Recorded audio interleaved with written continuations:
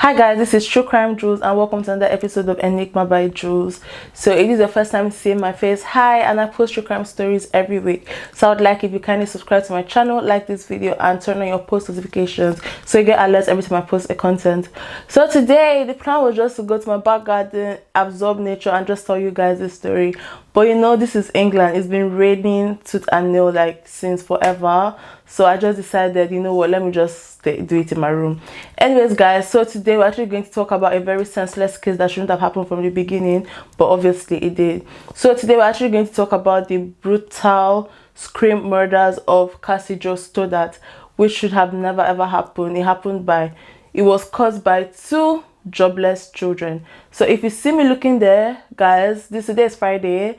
I'm working from home. I don't work from home every Friday. I work from home like twice a week, but I'm working from home and I constantly am checking my emails to see that I don't have any tasks to do or any important things to do. So that's why I'm just there looking at my email and delivering this. So the man called Frank, who was married to this woman called Alison Contrarian. So they had this 13-year-old daughter. So they decided that for the weekend they actually wanted to go away for the weekend, family vacation, you know, all those things. So they actually employed or hired their 16-year-old niece to come and house sit, because apart from her house sitting, they actually had, I think they had like 5 pets.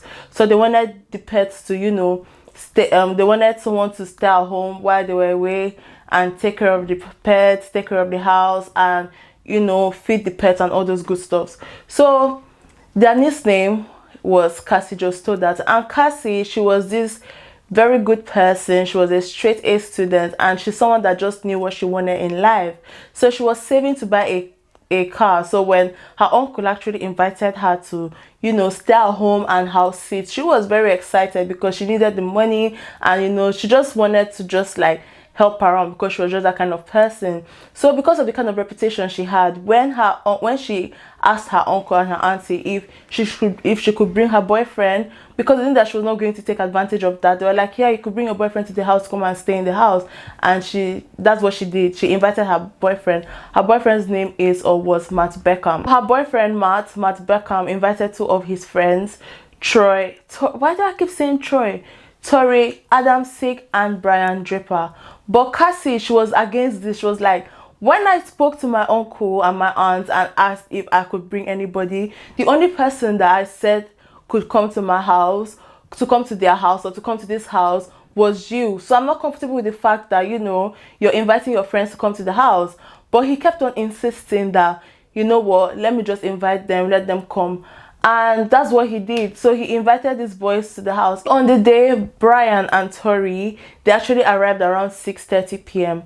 And when they arrived, these 4 teenagers, they decided to watch Kill Bill Volume 2. So less than an hour into the whole movie, Brian and Tori, they decided to go. They were like that, oh, the movie is boring, so they decided to go. 15 minutes later, Cassie and her boyfriend Matt, they started hearing like strange noise coming out from the basement. And then suddenly, I think the other time they actually heard a glass just fall down and just shatter.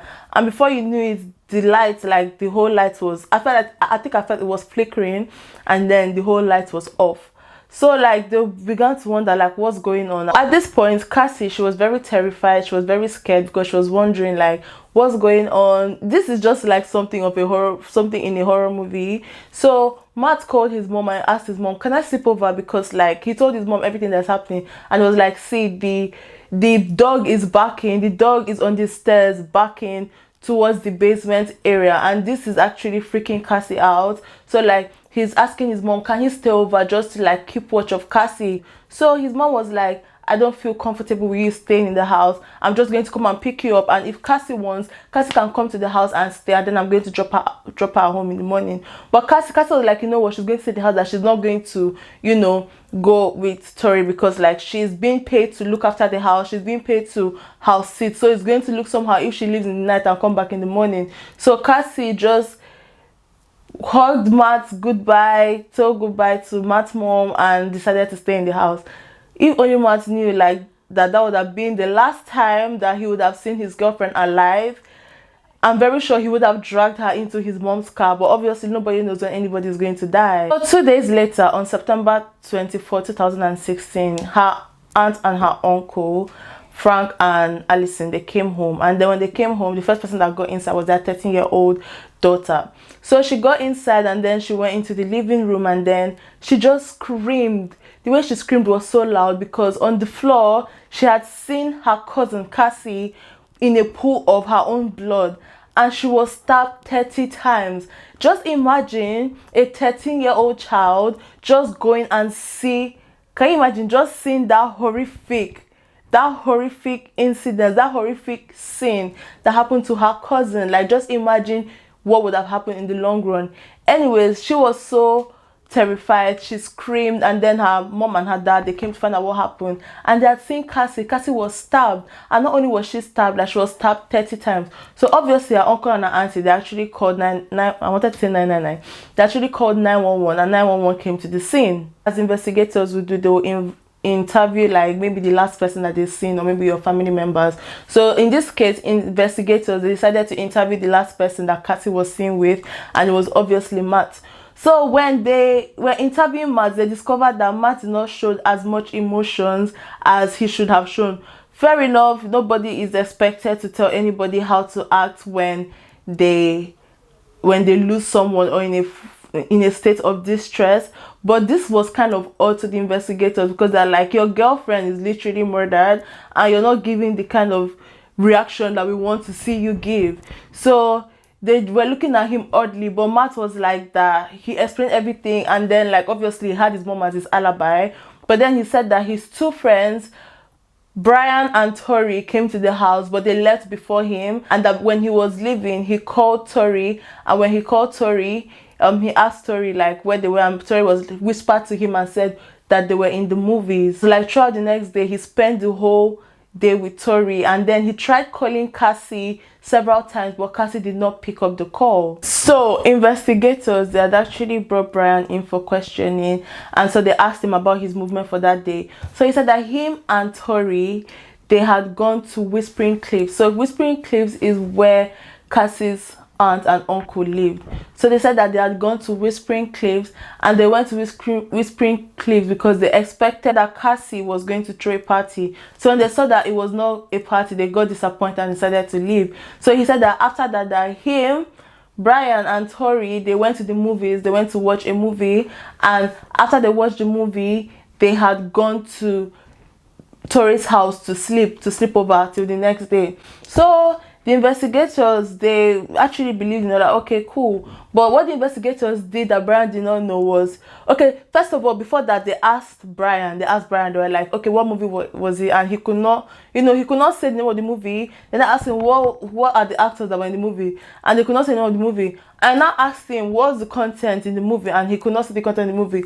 Bear in mind that Brian and Tori, these two people, they actually loved movies. Like, they were obsessed with movies, and movie making was their thing. They wanted to do movie making. That's what they wanted to do. That's where they saw themselves doing movies and all those kind of things. So it was kind of odd them going to the cinema. When I go to the cinema, like, most of the time what I do is just sleep. I'm so sorry if you're taking me to the cinema and I've slept on you, because I don't know, like 90% of the time. But at least I know myself. I can tell you one thing that's happened, at least one thing that I watched. Like, does that make sense? So that's why I don't go on movie dates, except I'm very comfortable with you. That's just the kind of person I am. So the investigators decided to go to the cinema and confirm if Brian and Tori were really there. So they went, and then now asked what one of the staffs there, like, if Brian and Tori had come into the movies on the 22nd of September to watch, had come into the cinemas on the 22nd of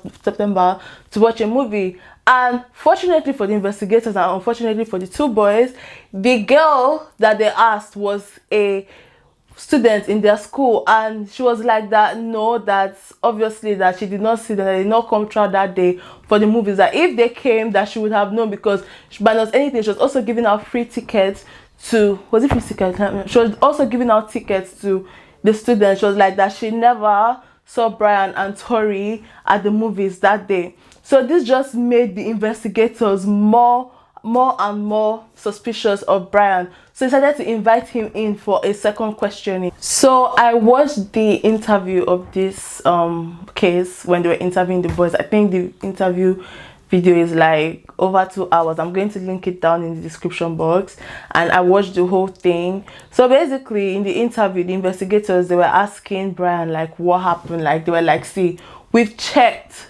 we have there were 2 investigators. The one was playing the good cop and the bad cop. So while one is kind of being harsh on on the boys, the other one is like trying to soften the blow just to gain the confidence. Do you understand? But anyways, I'm going to link in the description box for you to watch it anyways. So basically the investigators, they had asked Brian, they were like, see, we went to your school and we confirmed, it's very evident that you were not there. So Brian was like, see, we went to the house here, and then Cassie had shown us a tour of the house, and when she showed us a tour of the house, she took us down to the basement, and when she took us to the basement, I kind of like stealthily opened the basement. So when I and Tori pretended that we had gone, or when I and Tori had gone, we actually went down to the basement, and then we turned on the circuit breaker, and then we're just flickering the light. That everything we did was just to prank Matt and Cassie. That's all they did, that it was just a prank that they were planning to do, and all they did was prank, and that's all that had actually happened. So Brian led the investigators to where him and Tori had buried the evidence. So the evidence consisted of several pairs of gloves, several knives, a bottle of hydrogen peroxide, matches, boots, clothing, mask, a notebook, and a videotape. So inside, so the investigators, they got the notebook here, and then inside this notebook was like a list of, okay, the name of this notebook was titled the death list, and in this notebook was a list of Brian and Tori's friends and their classmates that they had allegedly intended to, you know, kill. But unfortunately, Cassie was the first person. So with this investigation, Brian and Tori, they were immediately arrested by the authorities. So Brian and Tori, they were immediately arrested, and they were charged with conspiracy to commit murder and first-degree murder. Let's not forget that this was basically premeditated. First of all, they had this long notebook, and they had all these ingredients: hydrogen peroxide, they had masks, they had knives, they had all these things to, you know, carry out the crime. And obviously, like I said, this was premeditated because they had a whole book which they titled Death List, and it had the name of the people they intended to kill, allegedly. Don't forget, I said they had videotapes. So on the videotapes, the investigators, they watched the whole videotape, and on the videotape, they saw the whole process. Let me say that these boys did what we will call a vlog. These people, then 2006 vlog was not even, but like if you watch the whole video, like I said, I put it in the description box, they basically made a vlog in 2006. Like I said, they were very much into movies. They wanted to make movies, and they did this on a normal day. They recorded things on a normal day, but obviously their intention was a bad one. And I forgot to say, like, they were actually obsessed with all these horror movies kind of thing, especially one of the boys, I think Brian. Anyways, they were actually obsessed with, I think it was Tori that was obsessed with all these horror movies type of movie. I don't know if I'm saying it right. So basically they did a vlog, and in one of these vlogs, there was even the previous day when Cassie was by her locker, they're recording Cassie, like, because obviously they were just showing the person they were going to kill. So on this videotape, the police just saw the step-by-step process of what led to the whole murder. So on the videotape, investigators, they actually saw the footage of what led to the murder, the before, the during, and the after the murder. So I'm just going to read to you the conversation that actually happened during the murder. So before the murder, Brian was like, we've probably tried maybe 10 times, but they've not been home alone. And Tori was like, oh, when they have, their parents show up. So Brian was like, as long as you're patient, you know, and we were patient, and now we are getting paid off because our victim is home alone. I'm sorry, Cassie's family, but she had to be the one. We have to stick to the plan, and she's perfect, so she's gonna die. So after the murder, Brian said, we just killed Cassie. We just left her house. I'm just like, I'm reading it because like when I watched the video, I was like, what the? Anyways, Brian was like, just killed Cassie. We just left her house. This is not a fucking joke. I stabbed her in the throat. I saw her lifeless body. It just disappeared. That felt like it wasn't even real. I mean, it went by so far. And Tori was like, shut the fuck up. We gotta get our act right. And Brian was like, it's okay, okay? well, we'll just buy movie tickets now. And Tori was like, okay. So in this footage, Brian and Tori, they made several references to known serial killers like the Hillside Murderer, the Zodiac Killer, Ted Bundy. And in comparison, they're like the amateurs to them or whatever. And also, these two boys, they were actually inspired by Dylan Klebold and Eric Harris. So these were the Colombian high school killers, school massacre shooters. So they were actually inspired by those two guys. And also, they were also inspired by the movie Scream. I've really not watched Scream. I've watched like some bits of it because I just couldn't stand it. So they're inspired by the movie Scream, where this guy just went around killing school children or school students or whatever, killing students, and at the end of the day he killed them by wearing a mask, and at the end of the day he was their friend. So they were really inspired by Scream, and basically that's what they actually plan to do. That's why this case is called the Scream Killers. So Tori and Brian, they were actually convicted and they were sentenced to life in prison without the possibility of parole, and that's where they're going to be till the end of their life. Although they tried to appeal it, because I think there was a case that came up which says that if you were convicted before as a juvenile, like before you were 18, and if you were convicted you were sentenced to life in prison without the possibility of parole, that I think there was a law to take that out. So they appealed, but then it was rejected. But when it came to Tori, like, I feel like his mom, there was an interview that I watched that his mom was like, you know, making it look like Tori was the victim. They were basically saying that Brian was the one, because obviously the audio tape, Brian was the one that was freaking out saying, oh, we killed this man. Tori did not really say anything. So basically, even when the police, they had gone and asked Tori's friends, Brian and Tori's friends, most people preferred Brian to Tori because they're like, Tori is the one who, do you understand? Tori is the bad one out of Brian. Brian is the more friendly one, blah, blah, blah, blah, whatever. When Brian was interviewed, obviously the appeal was rejected because they're still in prison. During interviews, Tori's mom was always with him, holding his hand, making it look like, oh, Tori was a victim and things like that. Do you understand? There was even an interview that I watched that Tori, his mom and his dad, they were being interviewed. The mom was doing the whole, my son is a victim, he's the one, Brian is the guilty one. And you could see the dad's face clearly. The dad was like, he knew his son was wrong, but obviously the mom was trying to act like her son was the perfect one or whatever. Brian, on the other hand, he actually apologized to the family, and he was like that he was very sorry for what he had caused.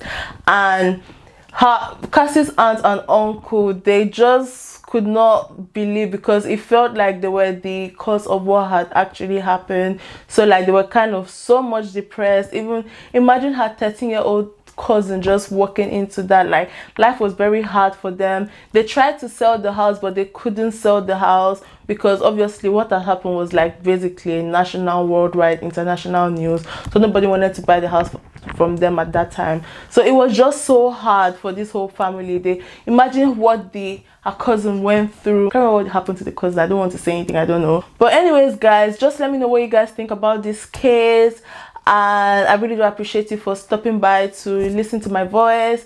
Thank you so much for watching this video, and see you guys next week. I almost didn't record this week because like my tomorrow and Sunday is going to be very busy and I don't know what I'm doing on Monday. So like I just, do you understand? But I'm very glad that I've gotten this out there. I just recorded this, so this makes me so happy.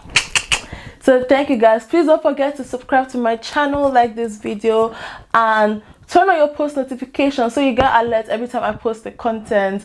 And let me go and just make up my face because I'm not really a fan of makeup. I just do it for videos. Anyways, guys, thank you guys so much for stopping by. I really do appreciate it. And till next week, bye.